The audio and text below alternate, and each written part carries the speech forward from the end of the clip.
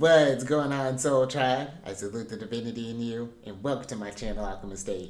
Justin here, and are you ready to work with these energies, set some intention? Because we got some pretty impactful transits that are going on. The sun is bringing it, and so it's Cancer. Because depending on when you're watching this, it's Cancer season. Where you at, Cancer? You know what? And I know I'm doing a lot, but my son's in Cancer, so I can. But this is a lit time right now. The sun is going to be not only moving into Cancer, but it's going to be having a conversation with Saturn, but it's going to end up having a conversation with Big Papa, and we love that. And then even Mars is having a conversation with Big Papa too. We're getting a lot of interesting mixes of energy, some really big things I think to think about as we're getting into these transits. But we'll get into all that here in a moment. But if you're new here, again, my name is Justin, and one of the things that I do in this channel is talk about the Celestial News Weekly, the chit chat that goes on up in the sky. And this week, I'm going to be covering June 19th through the 25th, 2025. And let's get into this thing, because on a Venus day, the 20th of June, the sun is going to enter into Cancer, and this is happening at about 7:43 p.m., and that's going to be Pacific time. Now, this is going to be one of those times where you want to look to see, first and foremost, where you have Cancer in your chart. How do you relate to that energy? What house themes are going to be brought to your attention? Because when you think about the sun is the higher light of the mind. This is how we connect to those higher frequencies, that divine energy. This is the sun can bring about this sense of leadership. When we're in our light, we shine bright, and who isn't attracted to that? When you're really in your soul calling, this is the mind, but it's just like the intention, the purpose, the will, when we're talking about the sun. And now this is getting to the sources of that feeling. This is a really, I think, close, because this is too, in the northern hemisphere at least, this is where the sun is going to be at its maximum, the most light that we get of the year. And I think that there's something about that feeling, being able to sense that solar light. Because let's talk about Cancer for a moment. Cancer is, they're ruled by the moon, one, and they are the cardinal water sign, and they are receptive, or yin in nature. And the interesting thing about Cancer is that they are in tune with the fluctuations of just the energies that are going on around them. The moon makes sure of that. The moon is constantly changing signs every couple of days. It's the fastest moving celestial body in the classical planets. And so Cancer is, the emotions are always stirring with Cancer, but Cancer is the root of feelings. The first energy where water happens, the emotions happen, the intuition happens. It just, all things are happening. And so this can really be a great time when we're working with Cancer energy to dip yourself into that, or really kind of steep yourself into who you truly are, what you feel that you were meant to be. And it's not something that you'd have to put into words. This is not air energy we're working with. Water is just really, just imagine yourself just in just like a pool, and just surrounded just by silence. And it's just like, when I think about who I am at that root level, what does that feel like? And do I feel like I'm in that alignment? Do I feel like that's like I'm shining my brightest, in a sense? This is something that's going to be, I really feel like, kind of like cranked up here, considering that Jupiter is exalted here, and is co-present with the sun and Mercury right now, which we're going to get into. But even thinking about that, oh, you know what? Hold on, I'm jumping into this thing. I got a lovely chart here for you. I did a little extra work here. I'm just skipping this. There's the sun chilling there in the waters of Cancer. But yeah, this would be just a great time to just in general, to be thinking about where. So, for example, with this one, if you have a Sag rising, the sun is going to bring in themes of like mortality, possibly. Maybe you're thinking about like, it's like inheritances, other people's resources, things along those lines. Those are going to be some occult things. Those are eighth house themes.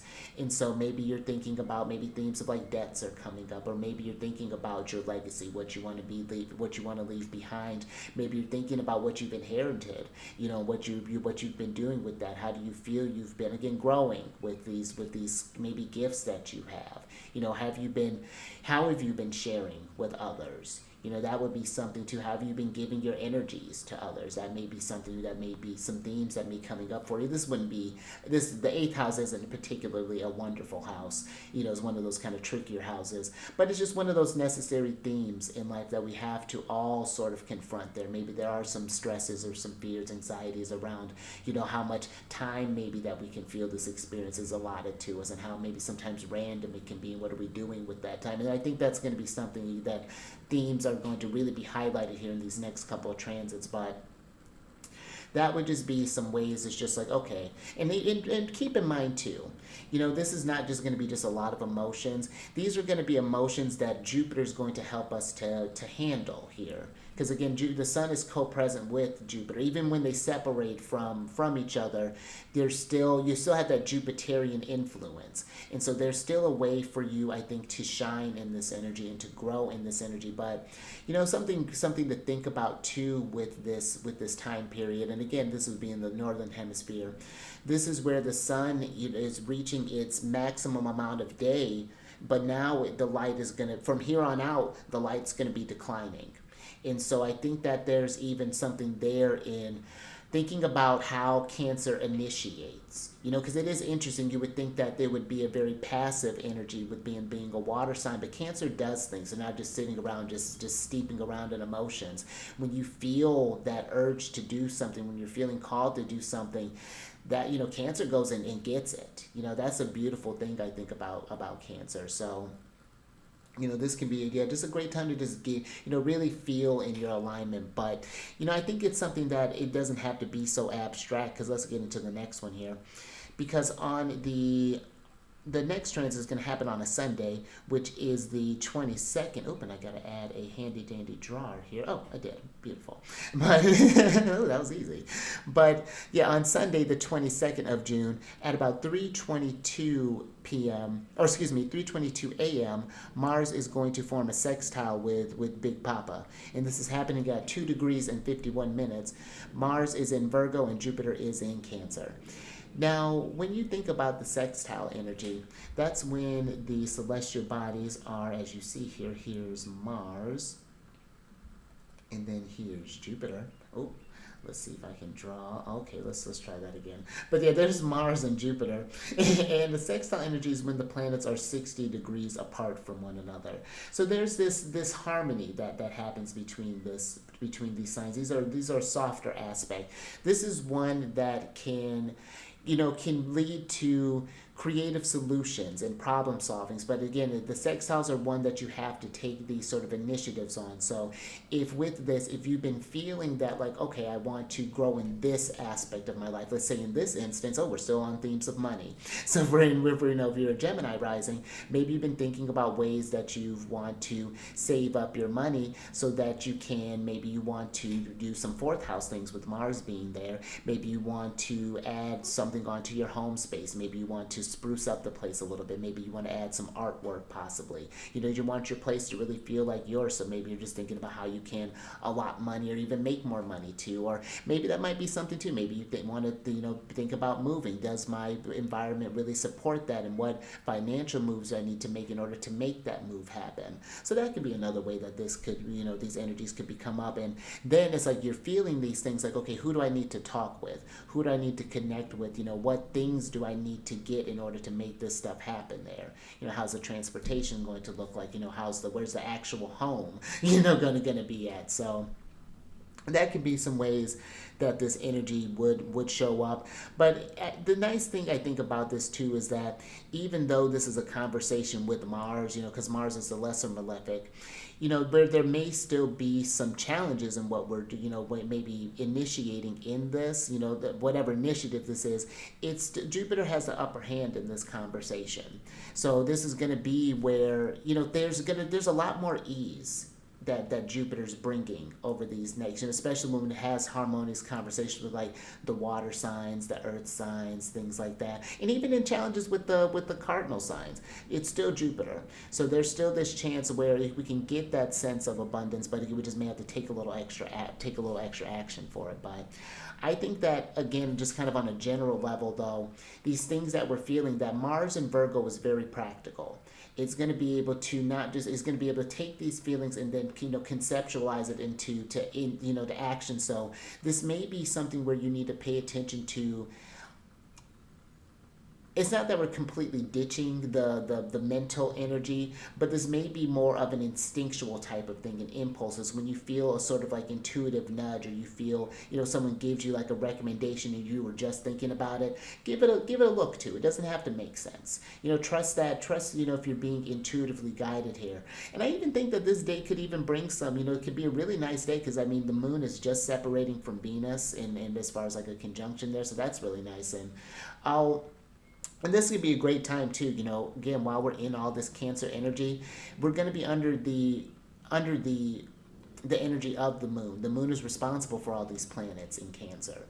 And the nice thing is that, then I meant to mention this earlier, when we started off this with the sun entering with the solstice energy, that the moon was in its place of exaltation. So we got the moon that was exalted in its home of Venus, where Venus is at home right now, and Jupiter. So we got a lot of planets, sans Saturn, that are in some really nice placements right now and are having some really nice conversations there. And Saturn, I think, is just there to kind of temper things out. But this is, I think, we got a lot of earth energy right now, a lot of ways to make these feelings real. Whatever it is that you're trying to do, whether if it's in the instance of the Scorpio rise or the Sag rising, it could have been, doing something with sharing people's resources, making some sort of investments, things like that. Or, in this instance, maybe we're thinking about money for home spaces, maybe spending more time with family, maybe going on some sort of family endeavor, home, whatever that might look like. But just some things to think about there. But this is kind of a busier day, because later today, oh, let me add another drawer. We're on a roll. It'll be at about 11:35 a.m., and that's again Pacific time. The sun is going to be forming a square with Saturn. And Saturn here at that's happening at 1 degree and 35 minutes. The sun in Cancer, and Saturn is in Aries. Now, when we're talking about the square aspect, this is one where we're facing some drawing challenges, but where we're just facing some challenges, or some actions need to be taken in order to alleviate some sort of challenges or to move any sort of stagnation. It's a bit of a harder aspect. I like to think of them as they're kind of like martial in nature, that Mars sort of quality in there when we're thinking about the squares. But this can be really thinking about, okay, the sun's been in Cancer. We've been feeling about how we've been, and this could be just in general, but this, you maybe been feeling through like, okay, how do I want to get my life on track? How do I want things to be? What does my higher self look like? My exalted self look like? And now we're coming up against all of the things that prevent you from getting in the way, or, from making those things happen. Because I think one thing that this Saturn and Aries energy brings is going to be just like a sense of like not having enough time, wanting to do all of the things, but, maybe time, this could be resources, this could be whatever this is, for example, just with this placement, we're looking at a Virgo rising. And this could be where Saturn going through your 8th house, maybe you're not finding the support that you need from maybe like benefactors. Maybe this could be from a partner, a spouse, or this could be from whatever this might look like. And it's like, okay, what do I need to do? What new connections maybe do I need to make, or how do I solve this problem? What are some actions that I can take to get these balls moving, to meet these roadblocks where I'm at? And it's something too, I think patience is another thing, that this stuff that we're working on, life is one continuous growth process. There's never going to be a point where we're just like, oh, right, I did that Saturn Sun square. Now I'm done. I'll never have to do one again.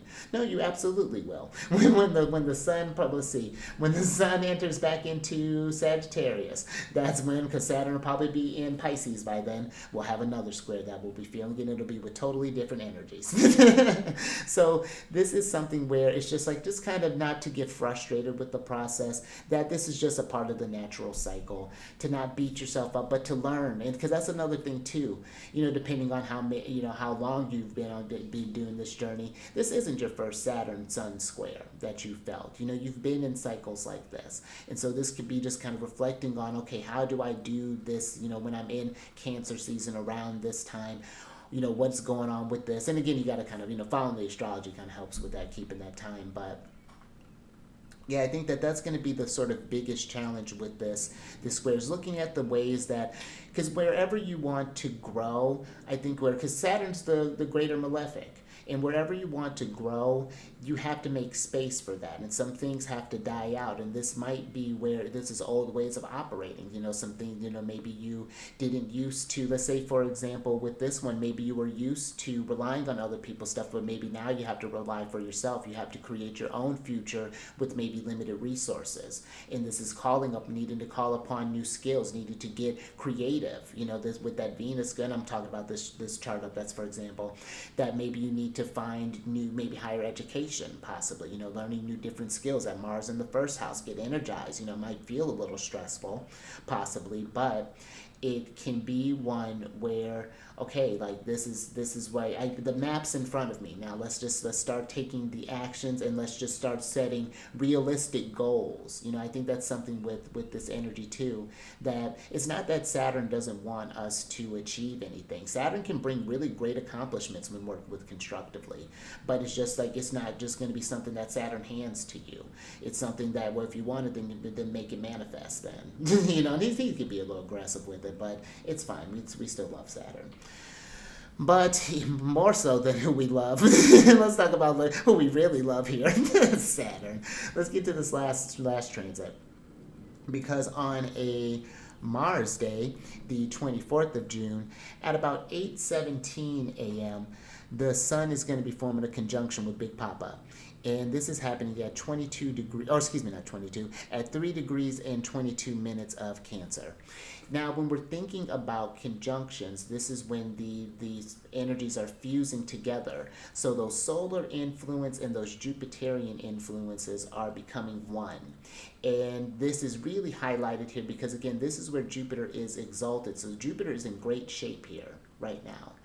And this is one where, again, this could be really not just feeling your soul calling, but Jupiter could be where you're figuring out who, or maybe even feeling motivated. That might even be what it is. Despite even having that square, maybe you felt a little depressed, maybe a little beat up or beat down, or, kind of melancholy with Saturn. But then Jupiter's coming through and saying like, hey, this may be the road, but imagine what it's like when you get to the end of that. Jupiter's going to help you take that first step. It could be that, someone maybe present an opportunity for you. Jupiter's abundant. It's fecundity, but it's allies, it's alliances. This can be, finding different, because the thing with this work that we're doing, this solar calling, we're not just meant to do it by ourselves. Because if that was the case, then it would just be us here. I'd be just doing this podcast or this YouTube video for me.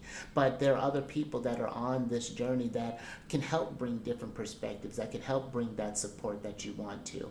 And this can bring this sense too. I think Jupiter and the Sun combination can bring a sense of faith, can bring a sense of hope in the future of whatever's going on for you. Because let's talk about this chart, for example. This is exactly what I might be experiencing, and this is all, like Leo risings in whatever degree this might look like.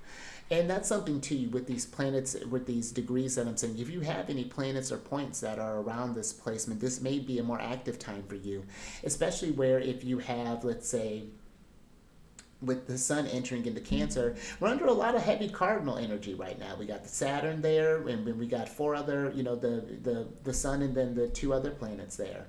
So, that's going to be Cancer, Aries, Libra, Capricorn. This may be, some active times that's going to be going on for you, especially with Big Pop over this next year. But water signs, Scorpio and Pisces, this could be a one of really great movement, a really great ease where you can tap into your natural abilities there. Or if we're talking even with the earth signs, Virgo or Taurus, this can be where you can take little upper doors can be opened up for you, opportunities can be taken, but you'll have to seize them. This is one where this is a bit more maybe fleeting for those two signs. So that would be one where I would take advantage of any sort of opportunities that are coming up for you, especially for Taurus right now. This would be great, Venus being there. The benefics are in great shape. The benefics are in great shape and having pleasant conversations with the Taurus energy, and even with Virgo too. So yeah, some things to think about there.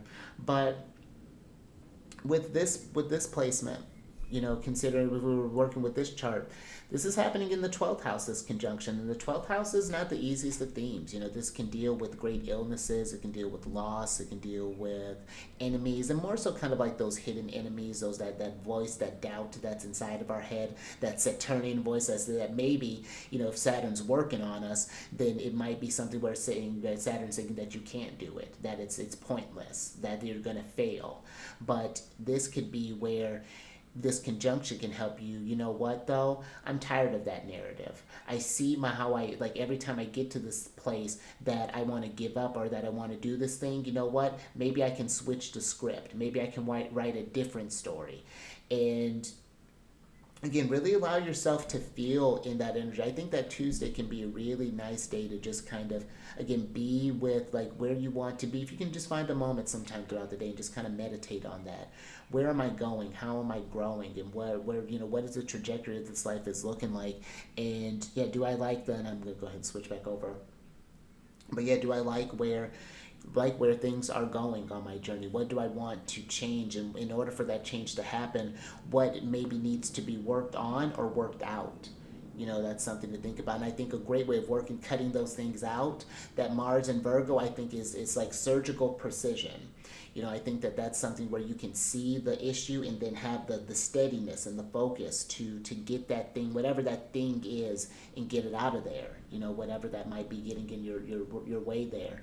That 12th house, I don't think I finished up with that. But that 12th house there, and I didn't even circle that. Here's the conjunction with the Sun and Big Papa. But that conjunction there could be a very healing one for you, even though it's not a particularly pleasant house. Jupiter there can bring some more pleasant themes there, or can bring something to alleviate that. Jupiter in Cancer can be like a balm, or just like, after Mars had really kind of went and kind of cut up there in Cancer, now this could be where Jupiter's providing like that salve, and just kind of settle in. How have you been feeling this Jupiter energy again? Because I think that's something where you want to really kind of dig and make the most of this energy that we're in. Because I think it's really potent, and it's not to say you're not going to make mistakes along the end, but learn from them. Don't let them just be wasted experiences. Let them be ones where we take those nuggets of wisdom and apply them to the present, apply it to where I don't want to continue that narrative like I was saying before. So, but yeah, that's basically what's going on there. Yeah, like I said, a pretty jam-packed week. So, and if that's something too, if you want to work with these transits, or if you have your Sun in Cancer, by the way, and that's something that I'm starting up here. If you depending on what birthday season that we're in, with it being the Sun now entering into Cancer, all Cancer Suns get 15% off of a reading with me. So if that's something that you want to look into, or you want to find out more information on that, down in the description box is my email. So yeah, feel free to ask me ask me questions about the services that I provide and what that entails. So, but yeah, if that's something you're interested in, check that out. But also too, I've done some switching up things, so I got to think about how I'm doing this ending. But another thing, while we're actually talking about being under the responsibility of the moon, or at least the Sun and Jupiter are, I'm starting this new segment, and it's going to come out. I think I'm going to do it on every moon day when it comes out. And or I'll either do that or I'm going to release the videos during the major lunations. I'll probably do it like that. So I'm still kind of playing around with that. But I'm going to be releasing this new series, and it's going to be, I did it, used to do it on my other channel, but now I'm bringing it over here, and it's talking about the lunar shenanigans and the lunar transits, because those can be, the moon affects us, affects us as a population, and that doesn't even have to be where we're thinking about just in the transits, what sign the moon goes in, but just in general. I was out watching the moon the other day, and when it was rising, it was this interesting kind of yellowish kind of color. I need to post some. I got a bunch of. I'm just gonna spam a bunch of photos, but yeah, the moon was this odd kind of golden color, almost kind of like not quite red, like orangish kind of color, and it was really kind of fascinating. And like how people feel whenever the full moon's around. That's it brings out some things in people. So that whole point is just to get familiar with the moon, learning how to track the lunar transits, to see how that relates to your chart, and because the more that you work with the moon, because there's going to be a time where the moon's your time lord, and you're going to want to follow those lunar transits and get a feel for how those energies work in your chart. So that's going to be something that is as an addition that I'm going to be releasing on this channel. And I also have these videos where I talk about different celestial bodies in different zodiac signs in different houses. So I have them all under playlists there, and yeah, all sorts of new things all sorts of things that I'm doing. I'm really kind of pouring my energy into this one here. So hopefully you enjoy the content to come. But until next time, stay mindful out there. Keep raising that vibration through the roof. And I will catch you on the next one. Mercury Day.